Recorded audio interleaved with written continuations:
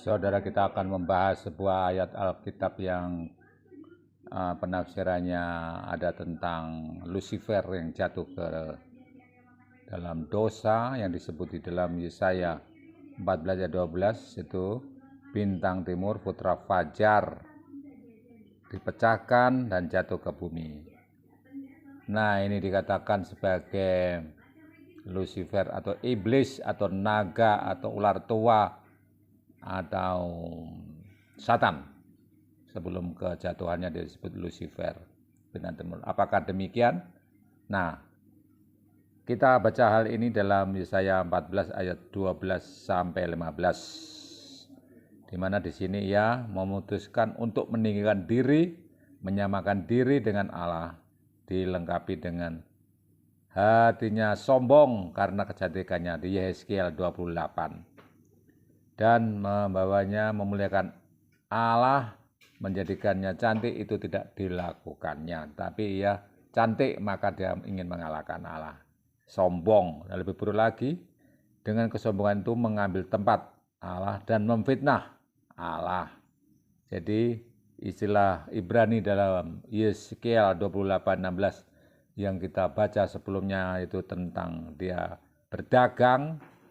Yang ini diartikan di sini memfitnah, bahwa iblis melawan Allah dan juga melawan kita. Apakah itu memang ditujukan untuk iblis atau Lucifer yang menjadi perhatian dari para penganut iman kepercayaan Kristen tentang pertentangan kosmis yang maha besar di alam semesta, alam raya yang tak terbatas ini, mulai sebelum dunia dijadikan sampai akhirnya nanti surga datang dengan membinasakan mereka sebagai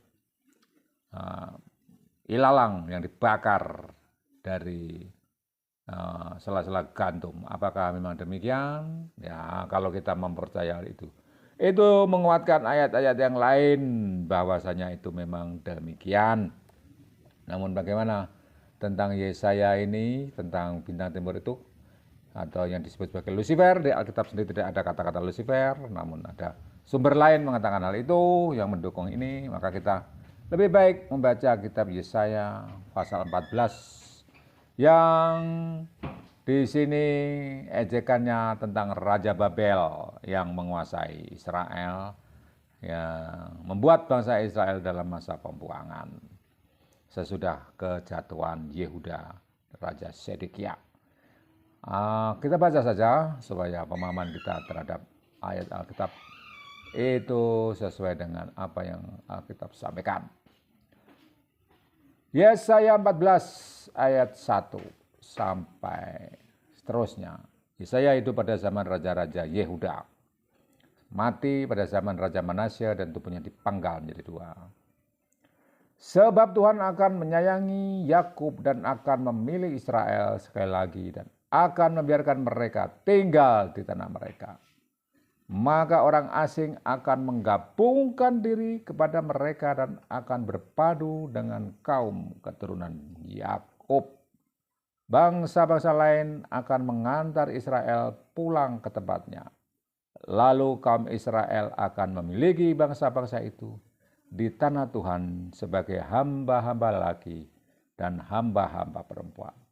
Demikianlah mereka akan melawan orang-orang yang menawan mereka dan akan berkuasa atas para penindas mereka. Maka pada hari Tuhan mengakhiri kesakitan dan kegelisahanmu dan kerja paksa yang berat yang dipaksakan kepadamu, maka engkau akan memperdengarkan ejekan ini tentang Raja Babel dan berkata, wah, sudah berakhir si penindas, sudah berakhir orang lalim. Tuhan tidak mematahkan tongkat orang-orang fasik pada orang-orang yang memerintah.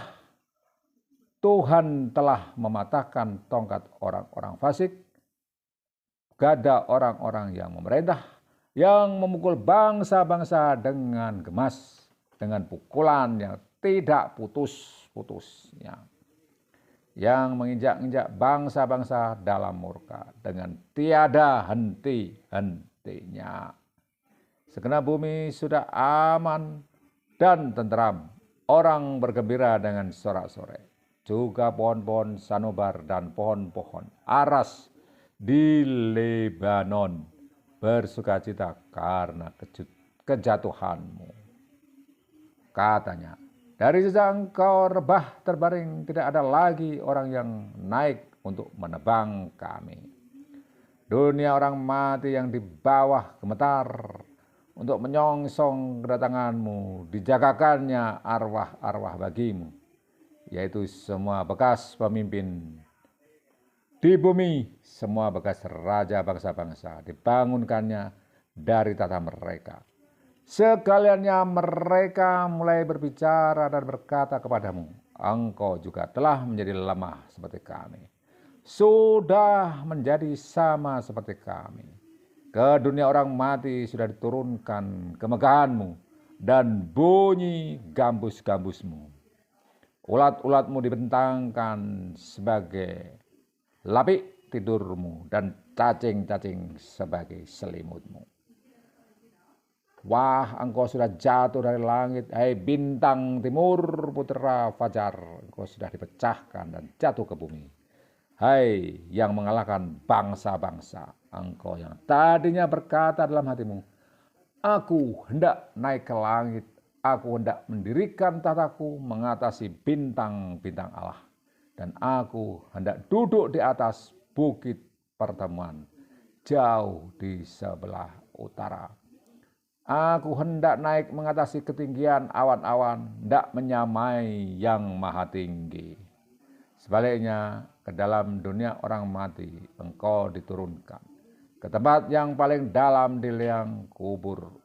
Orang-orang yang melihat engkau akan memperhatikan dan mengamat-amati engkau, katanya. Inikah dia yang telah membuat kami gemetar dan yang telah membuat kerajaan-kerajaan berguncang, yang telah membuat dunia seperti padang gurun, dan seterusnya. Kita akan baca nanti konten berikutnya.